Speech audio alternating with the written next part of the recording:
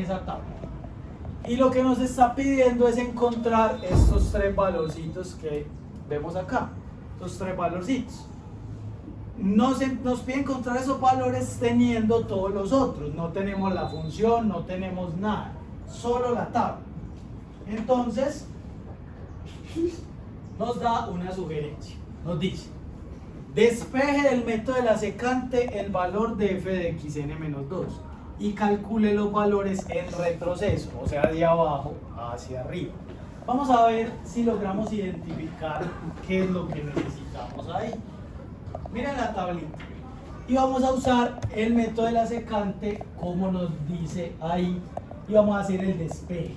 A ver si encontramos una forma de resolver. Entonces, miremos el método de la secante. El método de la secante es muy parecido al de la regla falsa. Se calcula como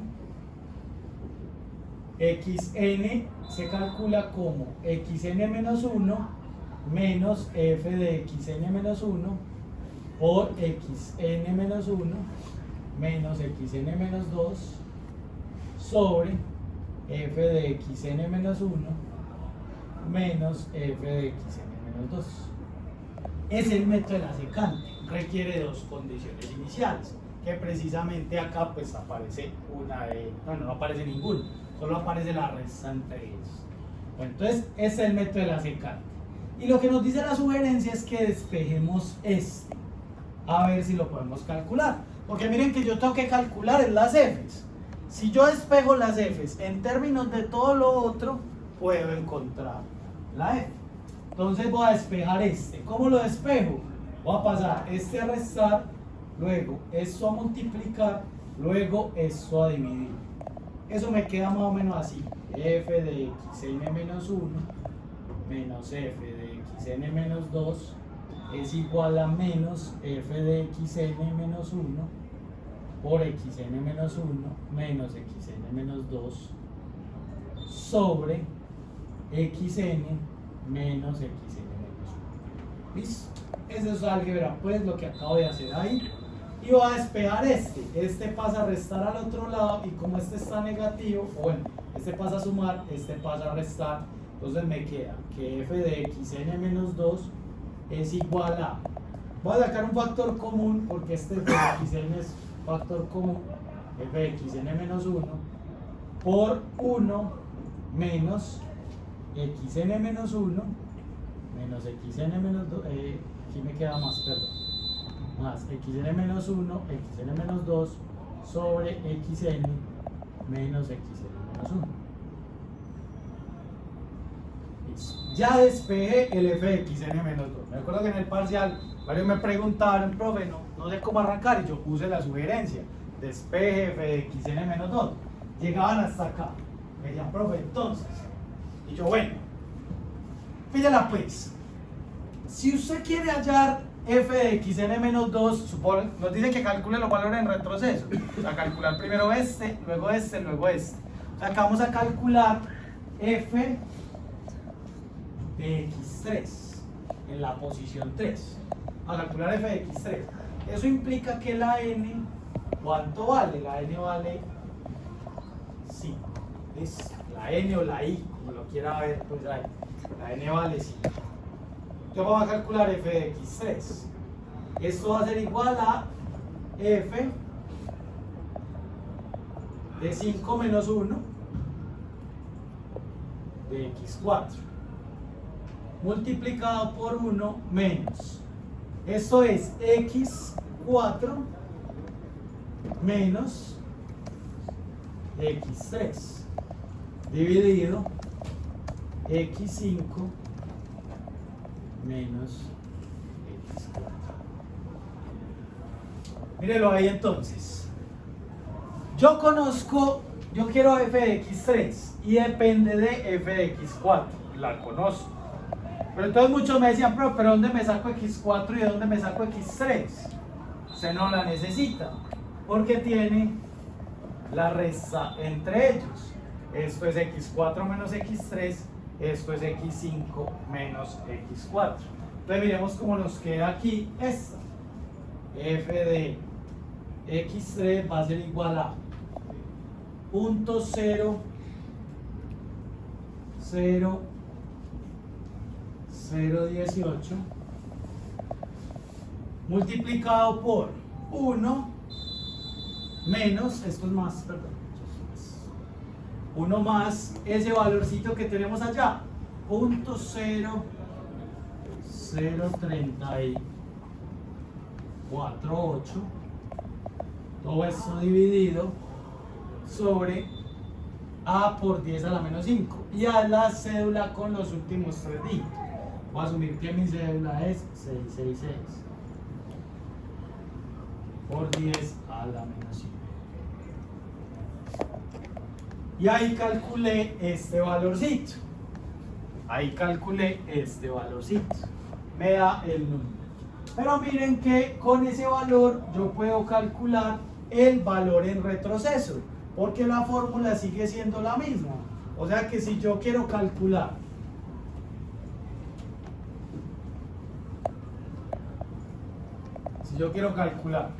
f de x2,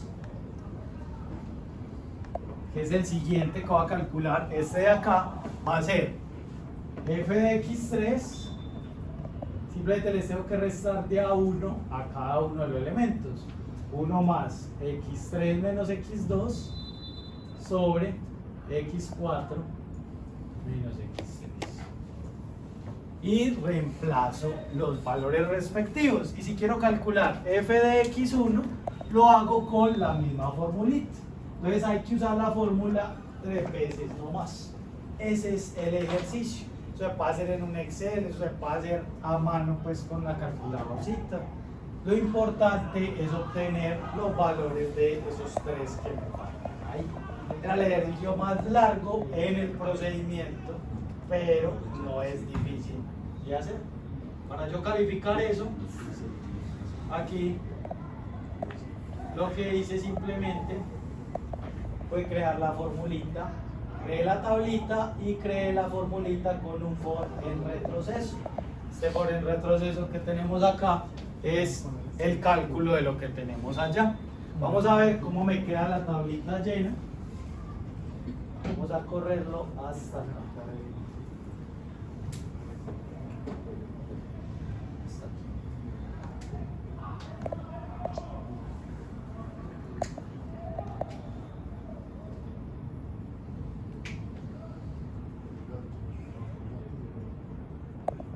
Miremoslo ahí, muchachos. Esta es la tablita que me piden. Estos 3 valores de aquí son los 3 valores de f de x3, f de x2, f de x1. Listo.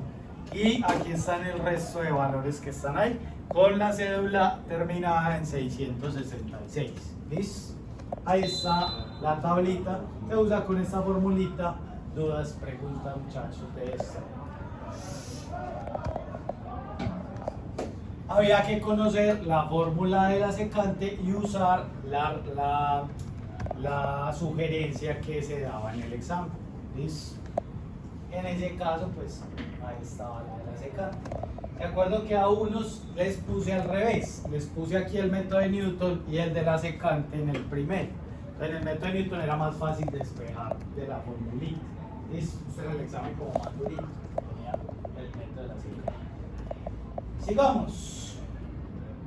Vamos a hacer el último ejercicio, que es el que yo les digo que entra fijo, muchachos. Vamos a mirar este. Este es, cuando llegó a Barranquilla se da cuenta que allá no hay mar. En Barranquilla no hay mar, está un poquito más lejitos, pero allá no hay mar. A pesar del calor tan hijo de puta. Por lo que le toca atrapar Pokémones en el río o viajar a otra ciudad costera. Entonces dice, si X1 son los Pokémones de Cartagena, X2 los de Santa Marta, X3 los de Riohacha, indique el orden en el que debe visitar la costa y calcule el error escalar en norma infinito usando eliminación gaussiana con pivoteo total. Este punto, muchachos, es fijo, obviamente no con la misma definición, pero yo siempre pregunto por pivoteo total, porque necesito saber si saben ordenar el vector de la solución. Un punto fijo casi siempre vale una unidad, a veces vale un poquito más. Siempre tenemos que calcular el error, siempre hay que calcular las variables. Entonces, muchachos, ¿qué es lo único que tiene que hacer uno? Obviamente, al método, obviamente tiene que correr el método de Gauss-Pil con pivoteo total. Veámoslo acá en el parcial, está la solución. Aquí está la matriz, aquí está el vector, está creada la matriz, está creado el vector, y aquí tengo Gauss-Pil, y vamos a correrlo con pivoteo total. Pivoteo total es con un 2 aquí, es con un 2 acá. Entonces miremos, ¿qué me va a entregar el X y el vector de marcas? Y según el vector de marcas, yo lo ordeno y calculo el error. Entonces vamos a correrlo. En este caso yo ya sé que el orden que me va a salir, no, hay que ordenarlo de otra forma, ya la vamos a mirar. Bueno, entonces vamos a mirar qué me da el hasta aquí al menos. Ya ahorita lo ordenamos, corrámoslo hasta acá. Entonces, vamos a correr hasta ahí. Y miremos cómo nos salió la solución. Entonces lo único que hay que hacer es crear la matriz, crear el vector y lo corremos. Según el vector de marcas, esto es lo que nos va a decir quién es qué ciudad. Recordemos que X1 corresponde a Cartagena, X2 a Santa Marta y X3 a Riohacha. ¿Listo? Entonces vamos a mirar este de acá. Muchachos, según el vector de marcas, que véanlo aquí abajito, voy a poner aquí un poquito más visible.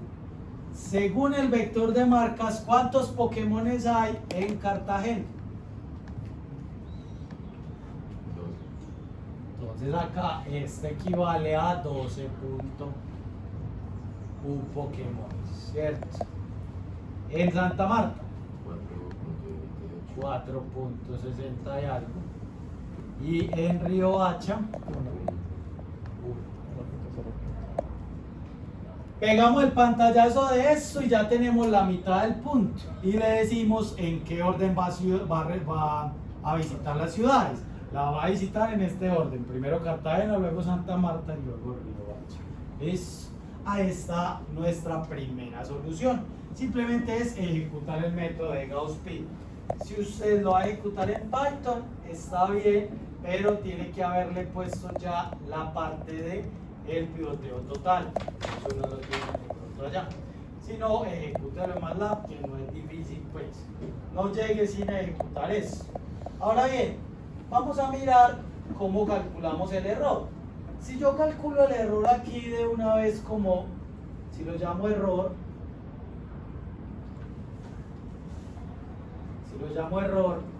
y hago la norma de A por X menos B y una norma infinito, miremos cuánto nos da el error.